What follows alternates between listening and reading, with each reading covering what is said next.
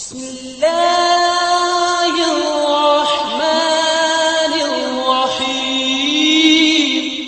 اللہ کے نبی صلی اللہ علیہ وسلم کی ملاقات ہوئی ہے پردے میں۔ یہ جو سٹوریاں مولوی صاحب سناتے ہیں نا کہ آمنے سامنے بٹھا کے محبوب سے ملاقات کی، رب نے عرش کے اوپر بلا کر اپنے محبوب سے جفی ڈالی، سب بکواس اور جھوٹ ہے۔ اللہ تعالیٰ سے مولویوں کو حیا عطا فرمائے۔ اماں جی عائشہ رضی اللہ عنہا سے پوچھا گیا کہ اماں جی کیا اللہ کے نبی صلی اللہ علیہ وسلم نے معراج کی رات اپنے رب کو دیکھا ہے؟ جفی ڈالنی تو دور کی بات، عرش کے اوپر بیٹھنا تو دور کی بات، صرف اتنا پوچھا حل رعا محمد صلی اللہ علیہ وسلم ربہ، کیا معراج کی رات محمد صلی اللہ علیہ وسلم نے اپنے رب کو دیکھا ہے؟ تو اماں جی کہتی ہیں پتر ایک ہی سوال کر دیتا ہے، لقد کف شعری، میرے تو رونگٹے کھڑے ہو گئے تمہارے اس سوال سے ہی کہ یہ سوال کیسے کر دیا تو نے؟ اللہ کے نبی صلی اللہ علیہ وسلم سے میں نے خود پوچھا تھا۔ اماں جی عائشہ کہتی ہیں میں نے خود پوچھا تھا اللہ کے نبی کیا آپ نے اپنے رب کو دیکھا ہے؟ تو اللہ کے نبی نے فرمایا تھا نور انا اراہ، میرا رب تو سراپا نور ہے، میری آنکھوں میں کہاں طاقت کہ میں اس کو دیکھتا۔ موسیٰ علیہ السلام نے خواہش کی تھی نا، لاڈلے موسیٰ علیہ السلام نے کہا تھا کہ اللہ نہیں میں ویک کے جانا ہے، تو اللہ نے کہا تھا پھر وہ پہاڑ جو پتھر ہے، تو گوشت پوشت کا انسان ہے، نرم نازک سا، وہ پہاڑ دیکھ۔ فَلَمَّا تَجَلَّى رَبُّهُ لِلْجَبَلِ جَعَلَهُ دَكَّا، جب تیرے رب نے اس پہاڑ کو ایک نظارہ کرایا اپنا تو وہ بھی ریت کا ڈھیر بن گیا۔ تو موسیٰ علیہ السلام بے ہوش ہو کے گرے پڑے ہیں، اٹھے تو توبہ کی، اللہ میری توبہ میں نہیں دیکھتا۔ تو اللہ نے اس دنیا میں ان آنکھوں کو طاقت نہیں دی، جنت میں اللہ طاقت دے گا اور مومن اپنے رب کو دیکھیں گے، لیکن کہاں؟ جنت میں پہنچ کر، اس سے پہلے نہیں۔ تو اللہ رب العزت نے معراج کی رات پردے میں اپنے محبوب سے ملاقات کی اور وہاں جو تحفہ دیا اس میں پہلا تحفہ تھا کہ میری امت کے لیے 5 نمازیں۔ اللہ کے نبی صلی اللہ علیہ وسلم 50 نمازیں ابتدا میں اللہ نے دی۔ موسیٰ علیہ السلام سے ملاقات ہوئی تو موسیٰ علیہ السلام کہنے لگے میں محمد میرے ویر سونیا، میرے بھائی، میں تیرے سے پہلے دنیا سے ہو کے آیا ہوں، ان لوگوں کا مجھے بڑا تجربہ ہے، 50 نمازیں ان سے نہیں پڑھی جانی، آپ جائیں اپنے رب سے کوئی ڈسکاؤنٹ لے لیں۔ تو کہتے ہیں اللہ کے نبی صلی اللہ علیہ وسلم میں واپس گیا، اپنے رب سے التجا کی تو میرے اللہ نے 10 نمازیں معاف کر دیں۔ ایک روایت میں ہے 5، ایک میں ہے 10۔ دوبارہ آئے موسیٰ علیہ السلام نے کہا پھر جائیں، ابھی زیادہ ہیں یہ کوئی نہیں پڑھی جانی۔ اللہ کے نبی پھر گئے، 10 پھر کم ہو گئی، کرتے کرتے لاسٹ 5 رہ گئی۔ تو موسیٰ علیہ السلام نے کہا ابھی بھی زیادہ ہیں۔ مشورہ ویسے انہوں نے بڑا صحیح سی، ہاں جی زیادہ ہی نہیں، صرف جمعے کے جمعے 8ویں دن جا کر جو جمعہ پڑھتا ہے اس کو پوچھ کے دیکھو کہ 5 زیادہ نہیں کہ نہیں ہوا، کہ گا توبہ تو بڑا مشکل کام میں پراوا۔ تو موسیٰ علیہ السلام سے کہا کہ ایک دفعہ اور چلے جاؤ، تو اللہ کے نبی کہتے ہیں اب مجھے حیا آتی ہے میں نہیں جاؤں گا، اور اوپر سے بھی اعلان ہو گیا لا یبدل القول لدی، میرے محبوب ہون آئی بھی نہ ہون تبدیلی نہیں ہو رہی۔ تو 5 پڑھیں گے اور اللہ کا فضل ہے، اس کی رحمت ہے کہ اس کا اعلان ہے کہ جو آپ کا امتی 5 نمازیں پڑھے گا ہم ثواب اس کو 50 کا ہی ادا کریں گے۔ الحمدللہ پہلا یہ تحفہ ہے۔ دوسرا تحفہ اللہ رب العزت نے سورہ بقرہ کی آخری 2 آیتیں جو ہم رات کو پڑھ کے سوتے ہیں آمن الرسول سے لے کر، وہ 2 آیتیں جو بندہ بھی رات کو پڑھے، اللہ کے نبی صلی اللہ علیہ وسلم کا حکم ہے کہ کافتاہ، اس رات کوئی کیڑا اس کو نہیں کاٹ سکتا، کوئی جن اس پر حملہ نہیں کر سکتا، کوئی جادو اس پر اثر نہیں کر سکتا، کوئی بیماری حملہ آور نہیں ہوگی، اور اگر تہجد پڑھنے کے ارادے سے سویا تھا صبح اٹھ نہیں سکا تو وہی 2 آیتیں جو پڑھ کے سویا تھا وہی کافی ہو جائیں گی۔ یہ بھی معراج کا تحفہ ہے۔ اللہ تعالی ہم سب کو توفیق عطا فرمائے۔ اب جن گھروں میں یہ خدشہ ہے، بڑے بڑے عجیب و غریب رشتہ دار بھی ہیں، سگا ماموں ہے اور رشتہ داری کی اخیر ہے، کہتے ہیں جی ہمارے گھر میں ایک دن چنے کی دال، ایک دن ماش کی دال، ایک دن مچھلی کے پیس، ایک دن مرغے کے پیس، پتہ نہیں ٹونا کر کر کے کون کون سی چیزیں پھینکتے ہیں۔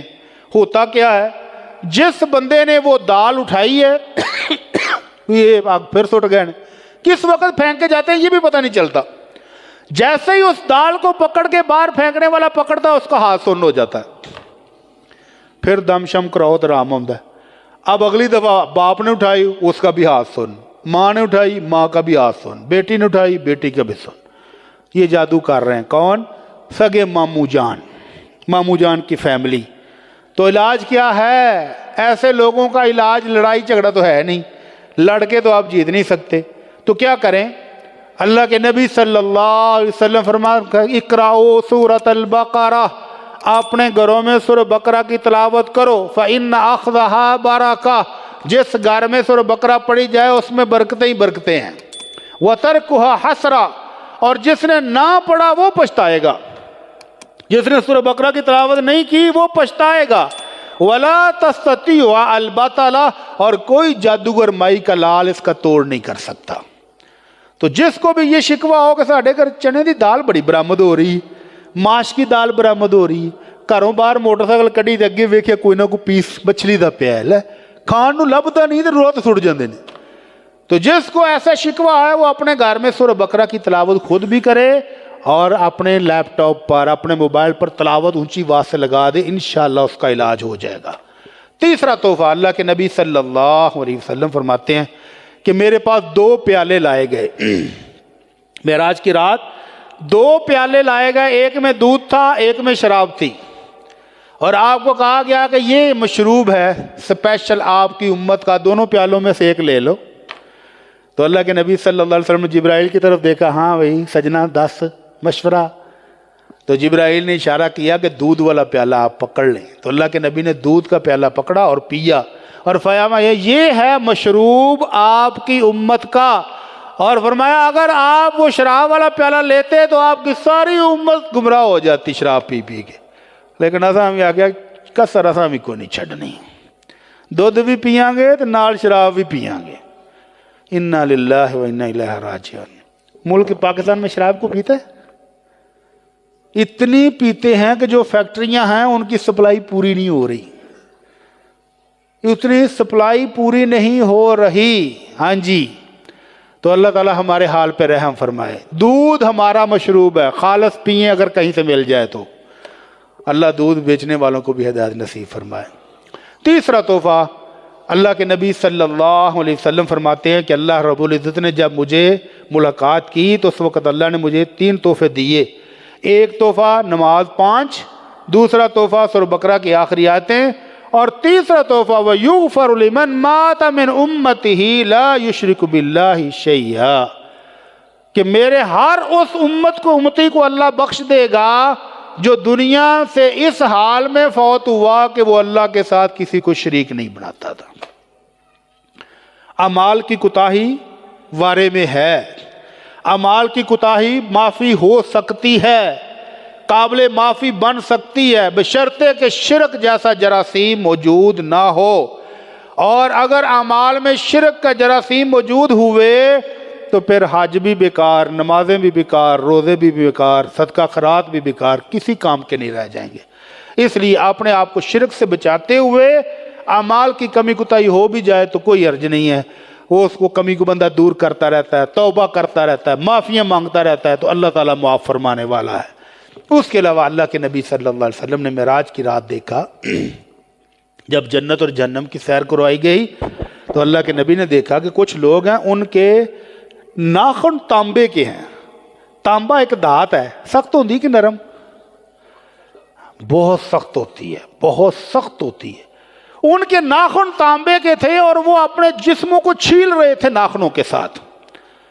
تو اللہ کے نبی صلی اللہ علیہ وسلم نے جبریل سے پوچھا، جبریل یہ کون سے بد نصیب ہیں اور ان کو یہ کیسی سزا ہے؟ تو اللہ کے نبی کو بتایا جائے گا، اللہ کے نبی یہ وہ بد نصیب ہیں جو دنیا میں اپنے مسلمان بہن بھائیوں کی غیبت کیا کرتے تھے۔ غیبت کیا ہے؟ چسکے لے لے کر اپنے بھائی کے عیب لوگوں کو بتانا، محفل کو گرمانے کے لیے دوسرے کے نقص بتانا، اپنے پاس سے مرچ مسالہ لگا کر خوب محفل کو گرمانا، یہ ہے غیبت۔ اللہ تعالیٰ سے دعا ہے کہ اللہ ہمیں اس جرم سے بھی معافی کی توفیق عطا فرمائے اور ہماری محفلوں کو غیبت سے پاک فرمائے۔